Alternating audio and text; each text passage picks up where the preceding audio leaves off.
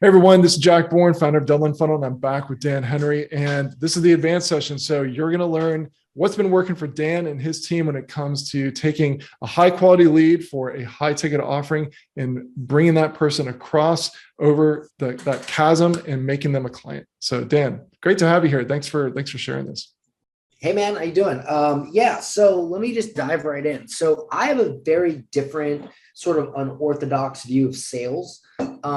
If you buy a lot of sales trainings, or even if you go to a lot of these high ticket guys, you're going to hear the same thing, right? You're going to hear things like,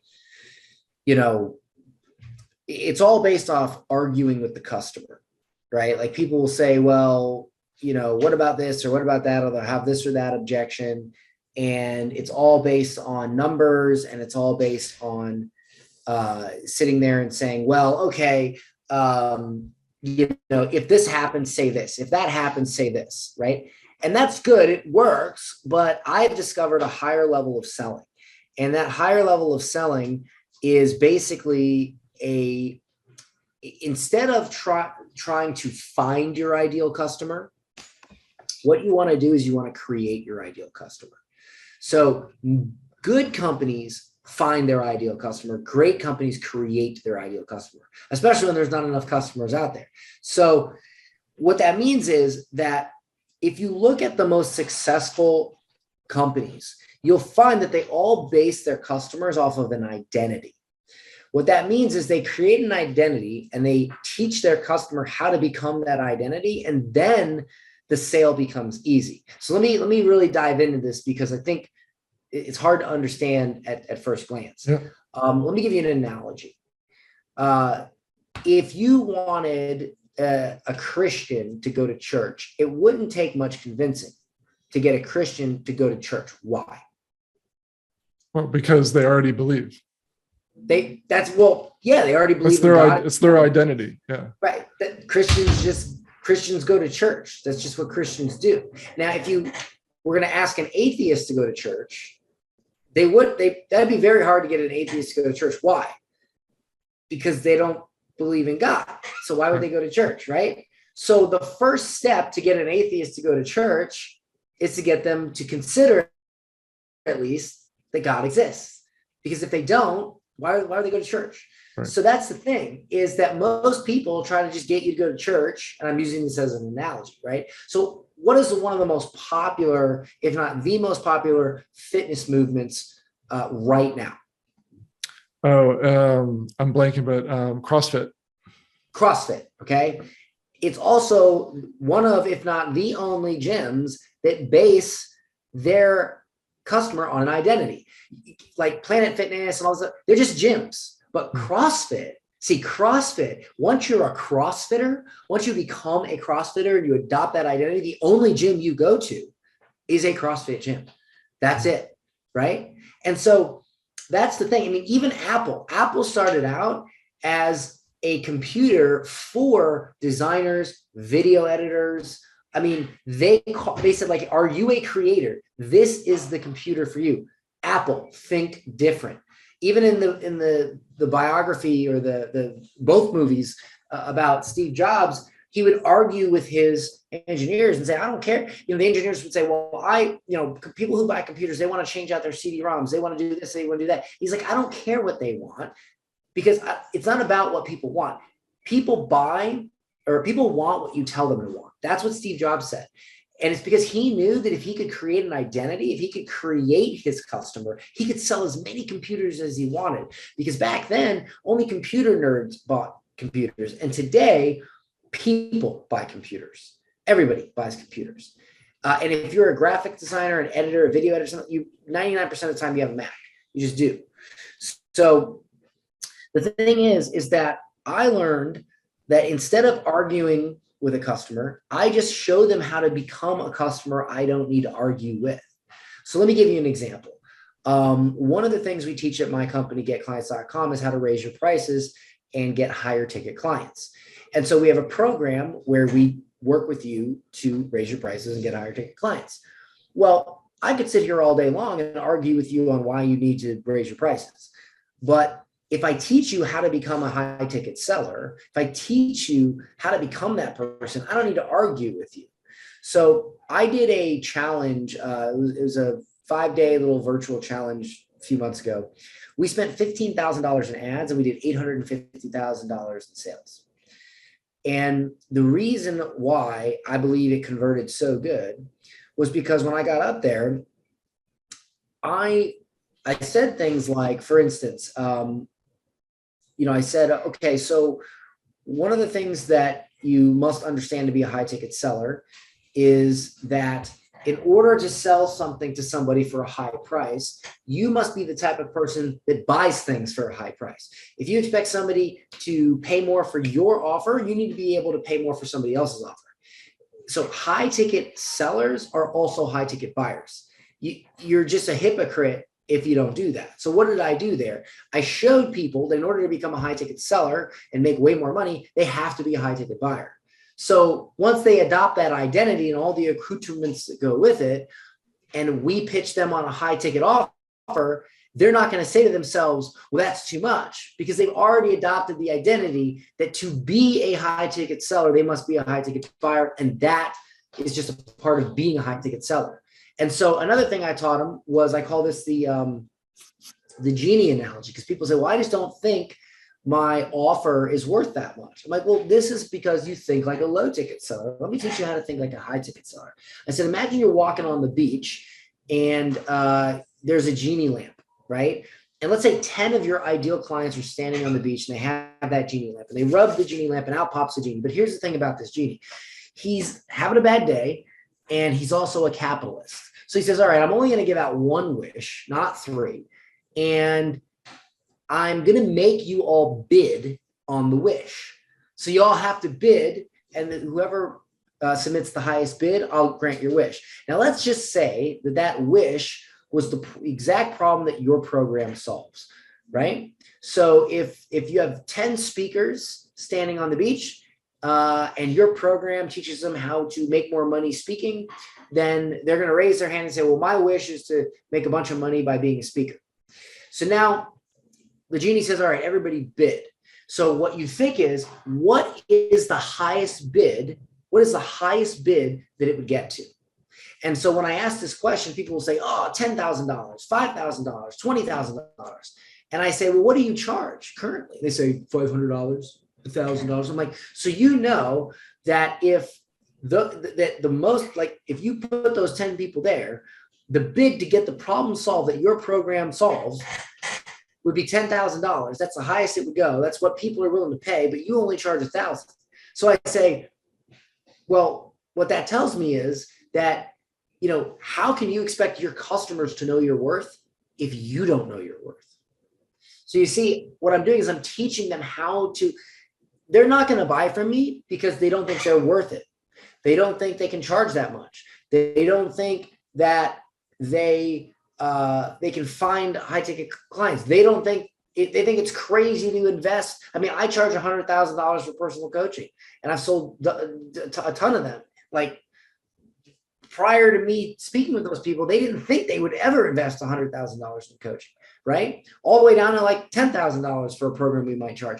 It doesn't matter. The point is that throughout that marketing process, before they ever get on the phone with me or a closer, I've done things to create an identity and to teach them how to adopt that identity, that when they get on the call, they either have 0 objections or they have a lot less objections than if they just got on the call and whatever, So people think that you can sell with logic and emotion. And emotion definitely is better than logic, but there's a third one that most people don't realize, and that's identity. If you can teach people how to be your customer, you will make a lot more money than if you're just trying to find people that already want to be your customer and argue with them to become your customer. And, the best companies in the world, CrossFit, Apple, they do this. And I noticed that, and I learned from a lot of amazing people like, Myron Golden and Russell Brunson. And I started to see, I'm like, these dudes aren't actually selling anything. They're teaching people how to become people that just buy naturally. Just like the Christian who naturally, you don't have to convince a Christian to go to church. If somebody says, I want to be a high ticket seller, I don't have to convince them to pay me a lot of money for my stuff. right? I don't have to convince them to charge a lot. I don't have to convince them that they can find clients willing to charge a lot because I've created an identity and I've taught them how to be that person. So let me throw this out at you and see if we can reverse engineer this. So if someone's in a, let's say that someone's in a niche that's not in the business building space, how would you help them reverse engineer this so that they can start to think through the process or ask themselves the questions of, okay, what are the things that I need to structure into my messaging and communication that's really going to change their identity and graduate them up to this higher ticket program? Sure. So give me an example of an offer. Oh boy. So maybe in the health and fitness space. So instead of buying an ebook or buying a training program, it's a $5,000 offer. I don't know what that would look like specifically, but I'm just making perfect. So I have a few clients who sell high ticket fitness offers, and let me give you an example. So I have actually two clients that sell programs that are over $6,000 for how to lose weight. And it's mainly about adjusting your hormones. Okay. So in one client that I worked with them, I said, okay, so here's the deal. In order for your client to become, for your customer to become your ideal client, they have to agree to a list of principles. That is how you create a new identity, is through principles. So all an identity is a collection of principles, right? Just like with the Christian or any religion, they have principles that they agree to, right? Like so for instance, if you're a Christian, you believe in that there's not three gods, but you believe that there's one God in three forms. If you're a Muslim, you believe there is only one God. If you're a Christian, you believe that God forgives sins by sending himself down in human form and sacrificing himself. If you're a Muslim, you believe that God is too good to ever inhabit human form. Like, these are just principles, right? If you're a Muslim, you believe that respecting your husband is covering yourself. If you're a Christian or just anything that's not Muslim, you believe, or maybe you're an atheist and you believe that in sexual freedom, whatever. The point is that whatever your identity is, it's all an identity is, in reality, is a collection of principles that you believe in. And those principles are the DNA building blocks of an identity. And it's nothing more than that. I hate to like demystify people and identity, but that is all you are as a person, is a collection of principles that you believe in. That's it. And so what you do is you find out what principles you identify your perfect customer identity needs to believe in to be your perfect customer, right? Mm-hmm. So I had a client who, she's a professional fitness model, and she had some kids, I think 2 or 3. And after she had the kids, she struggled to lose weight. All the things she did before didn't work. All of her professional fitness model stuff, it didn't work. And the stuff that she did, and so she couldn't lose weight. And so I sat down with her and I said, who's your audience? And she says, well, it's mostly like stay-at-home moms. And I'm like, so they're not fitness models. And she says, no. I said, well, you're going to have to really use the fitness model angle carefully, because you don't want to turn off your audience, because they're going to think that it's just because you're a fitness model and they can't relate to that. So here's what we're going to do. You're going to say, listen, I was a fitness model and I did this diet, this workout. I did very specific workouts, very specific diets. Well, then I had kids. After I got done with the kids, I went back to the same routine. And even though I went back to the same routine, I still couldn't lose weight. I still couldn't do this. I still couldn't do that. And that's when I realized that, I'm really shortening the story, but I went to a doctor and I realized that the kids screwed up my hormones. And with my hormones screwed up, it doesn't matter what I do, I cannot be my former self. I cannot lose weight. I cannot whatever, right? And so that was part of how I had her craft the story. And I said, what you need to say is basically like, listen, as women, we are already we already have a disadvantage in this area, this area. We're expected to, or I might say, like, whether it's business, whether it's weight loss, whatever it is, we're dealing with the ultimate disadvantage. We're dealing with the ultimate ankle weight. we're supposed to go in and do this, that, and the other thing. And yet our hormones are preventing us from doing it. So what you might realize as a woman is that if you master your body, you master yourself, right? So because our bodies are special. So if I can get her audience to agree that no matter what they do, they're never going to lose weight unless they master their body. Well, then they think, okay, I must master my body. Well, what's the only way to master your body is to fix your hormones. So there's a logical line, because if they believe that a diet will help them, they're not going to buy. If they believe a workout will help them, they're not going to buy. But if they believe that at the end of the day, as a mom, they have been basically compromised hormonally, and they need to master their body before they master anything that goes in their body, before anything they do to their body, et cetera, et cetera, et cetera. If they believe in that principle, then they will obviously try to fix that and do the thing required. And then there's all these sub principles, like, imagine for a moment that you mastered your body and you fixed your hormones. Imagine how much better you would deal with your kids, how much more patience you had. Imagine how much better you do in your career, not just looking good, right? And so what she did was she created this identity called Hot Moms. And the whole idea was, you can be a mom, you can be hot, you can be successful, and not just hot physically, but you can be hot in your career, you can be hot in your marriage, you can be hot, all these things, but you first must master your body. And so all of these principles get agreed upon, that in order to be a hot mom, or whatever she calls it, these principles have to be agreed to. So when she says, hey, book a call and we're going to talk to you about your hormones, and if it is a fit to work with us, we're going to get your hormones sent out to get checked. We're going to see where they are, and we're going to fix them and buy, right? Well, now when they get on the call, they have already agreed to be the type of person that would naturally buy that anyway. So that is one example of how you would do that. That's perfect. Awesome.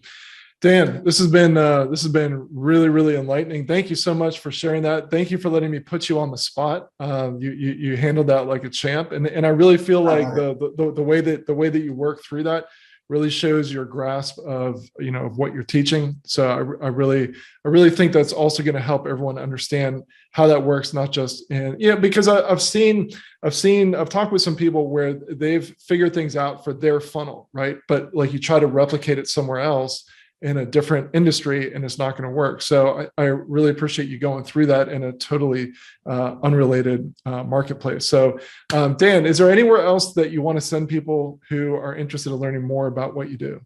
Yeah. So, I mean, if you want to learn more about becoming a high ticket seller, raising your prices, et cetera, our main website is getclients.com. That's like our corporate site.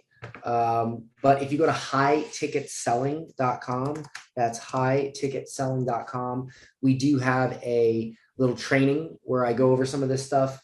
And if you're interested to learn more about it and about how we like really dive in and work with you and teach you, there's like a book call thing and all that jazz. So, but you'll get value out of the video on that page. It's highticketselling.com.